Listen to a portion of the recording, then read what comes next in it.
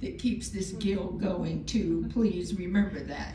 And she always has some wonderful ideas, and she has gone through the storytelling program, and she's also helped get the program for bedside storytelling at the hospital going. So she does a lot of things for a lot of people, and tonight she's going to share a couple of stories about how some stores changed her lifestyle.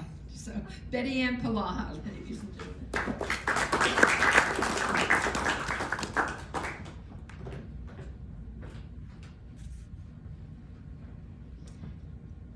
I have this friend her name is Barbara, and Barbara has a daughter, her name is Jane. And Jane got to be about 30 and she hadn't found a husband yet. So Barbara said to Jane, well, why don't you just go to the husband store and buy one? Now don't laugh. I know we don't have a husband store here in Little Jonesboro. You have to go to New York. Yes, you go to New York, they have husband stores. I looked it up online and I read about it, and it said, the husband store has men that you can buy for a husband. You can buy any man in the store, and they're arranged by floor, by value. The only thing is, if you don't find a husband on the first floor, and you go to the second floor, or the third floor, and you say, I think I kind of like that one I saw down there on the second floor, you're not allowed to go back. Oh. So if you see him, you better grab him. So here's what happened to Sally. Sally went up there to New York on the bus, and she went to the husband store, and she went into the first floor, and there was a big sign that said, all the men on this floor have jobs. And Sally said, well, that's important. I want a husband that has a job. And she looked around, but then she said, I want more than that. So she went to the second floor. Big sign. All the men on this floor have jobs and like children. Perfect, she thought. And she looked around, and there were a couple guys that she liked. But she said, children are allowed to work. And I don't know if this man who likes children wants to clean up after them. So she went to the third floor, and the third floor said, all the men on this floor have jobs, like children, and don't object to housework. We're getting somewhere. The only thing about the men on the third floor was she hadn't seen anybody that she was attracted to. So she decided to go to the fourth floor. There's a big sign on the fourth floor. All the men on this floor have jobs, like children, do not object to housework, and are drop-dead gorgeous. Well, she saw a couple of men there that she really liked. But then she said, gorgeous men, sometimes they're conceited, sometimes they spend hours in the bathroom, and sometimes, other women look at them, and I don't want to be neglected. So she went to the fifth floor. All the men on the fifth floor have jobs, like children, do not object to housework. They're drop-dead gorgeous, and they're romantic. They love their wives. They take them out to dinner and buy them nice jewelry. Sally was over the moon. Wow, everything she wanted, everything. But there's a sixth floor. There's a sixth floor. I gotta see what's up there. I gotta see what's up there. I can't even imagine what else I want, but I gotta see what's up there. Sally went to the sixth floor, where she found a big sign with flashing numbers. And a recording said, "Welcome to the sixth floor. You are the 5,354,332 second woman to come to this floor. There are no men on this floor. This floor just proves that women can't be satisfied."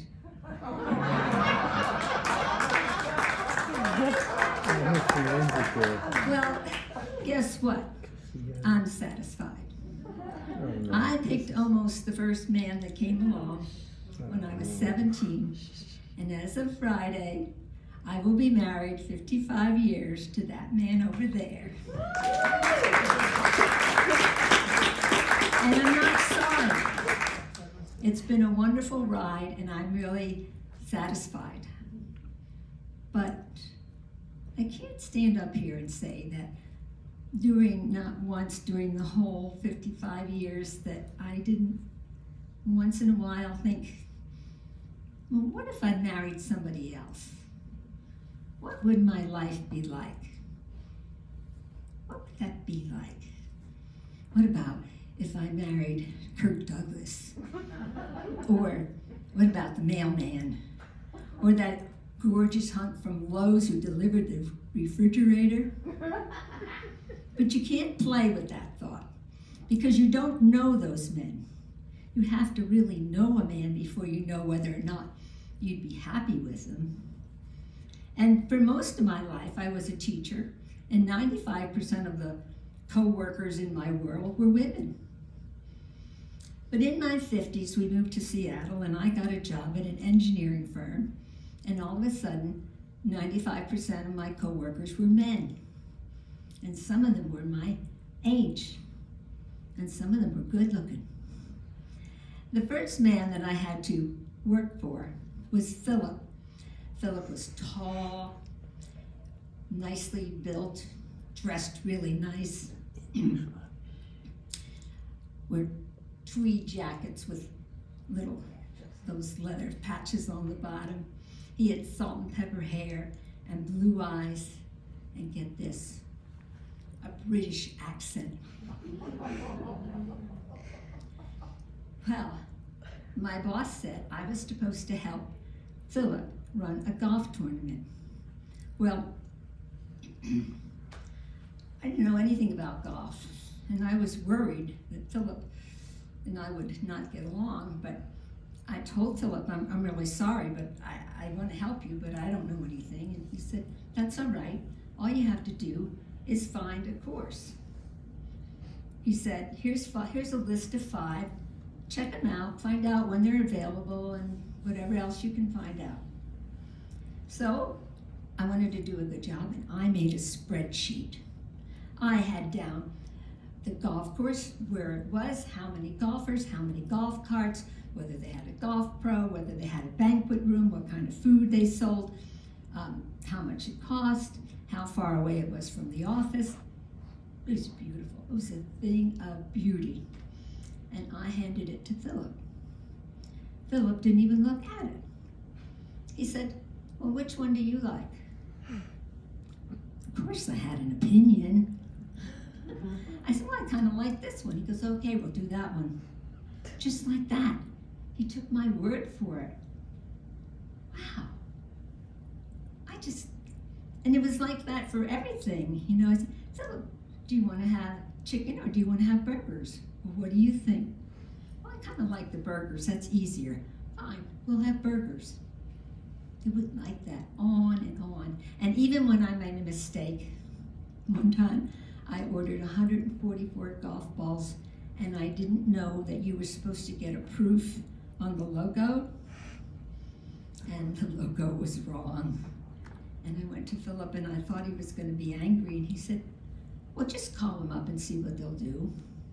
And I did, and it was fine. And I thought, wow, Philip's really nice to be married to somebody that, you know, takes your opinion and doesn't get angry. Well, I did this for a number of years with Philip, and I discovered something. Philip couldn't make a decision to save his life. If I were married to Philip, I would have to decide, well, first of all, that we were getting married and where we were getting married and where we were going to live and how many children we were going to have and where they were going to go to school. I would have to find the insurance man and the guy to fix the car. And no, that's not what marriage is. It's a two-way street. So no Philip for me. The next guy that came along, his name was Wally. And I didn't even have to work for Wally. Wally sought me out. Wally was planning a birthday party for his wife. And he wanted my opinion on the venue, on the food, on the invitations, on the decorations, who we should invite. And Betty Ann was going, you know, if my husband wanted to have a birthday party for me, he'd ask my daughter to arrange it. Wally had a daughter. She just graduated from college, and she was living in another state. And Wally got the brilliant idea that he would buy a house. She could live in it, and she wouldn't have to pay rent, and it would be an investment property. And pretty soon he's showing me houses, asking me about this location, that location, and I'm going, loving every minute of it. That man did not take one suggestion I made. Not one. I think he decided what dress his wife was going to wear. He was a control freak, and I wasn't having anything to do with that either. So then I centered on Steve. Steve was actually an ex-hippie. He drove a motorcycle from the East Coast to the West Coast and followed the Grateful Dead. But since coming to Seattle, he turned into a mountain man. He had a beard and a buckle and boots. He wore chambray shirts. He's kind of a John Wayne kind of guy, and he was independent. He could take care of himself. He made his own travel arrangements. Very seldom even came and talked to me. And when he did, he asked me very politely to help him out. And when I did it, he was very grateful. And I thought, well, that's what I need, the strong, silent type, the protector. And one day, I had to take some documents to his office. I took the documents to his office, but I didn't get to go in because there was no space on the floor for me to walk. It was filled with blueprints and books and papers and coffee cups. It looked like a bomb exploded in that office. The desks, the shelves, everything was the biggest mess I ever saw in my entire life. And I said to somebody, what happened in there? And they said, oh, he always has it like that, but he could tell you where everything is. Well, he can tell you where everything is, but he's not doing that in my house. No way. Although that one does that, but we won't talk about that. And finally, there was Jack. And Jack was a prince. Jack was a short prince, but he made up with it with being very debonair. He wore a suit and a white starched shirt every day, and he had the right wristwatch and little tie things. And he told me that he had his hair done at his hairstylist once a week. And I said, you go to the hairdresser? He said, no, I go to the hairstylist. Jack was a vice president, and he said to me, but my wife, she's an architect for the city of Seattle. She makes more money than I do.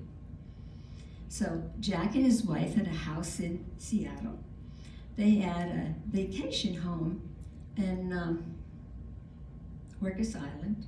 And when they wanted to take a real vacation, they went to their chateau in France. Oh. They had a chateau in France. Jack and his wife had season tickets to the museum, the symphony. They went to art shows and bought art. They went to dinner at the governor's house. They did all of that. But Jack was kind of down to earth, and he was really helpful to me. He he talked to me like I was an equal. He made me feel like I was attractive, even though, you know, it's kind of like this financially, you know, but he never. And if he asked me to do something, like one time he asked me to take his watch to a watchmaker in town, he would always like reciprocate by asking me to lunch. And when we went to lunch, we went to restaurants where they put napkins on your lap, and we ordered wine. And the other funny thing was, at the Christmas party every year, Jack would ask me to dance. He didn't like it. But I've come to think about, as years have gone by, that I think he asked me to dance because I was the only one who was short. But for a long time, I thought it was because I was attractive. Now, would I be happy with Jack? The answer is no. Because, as I said, Jack is a prince. I hate to tell you this, but I don't like museums. I can go to a museum and somebody takes me by the hand and teaches me through it, walks me through it. I don't like reading the little things, and I don't. The symphony, well, I've learned to like that since my grandsons play in the orchestra, but maybe the symphony once a year, I don't need a season ticket. And if I'm going to buy any art, it's probably going to have the face of one of my grandchildren in it. I don't want to eat at the governor's house either. And I certainly won't want to worry about cleaning 3 houses. So no Jack, no Prince for me. I'm pretty happy and satisfied. And it's a good thing I never went to that husband store, because I would have landed up on the 6th floor too. Thank you.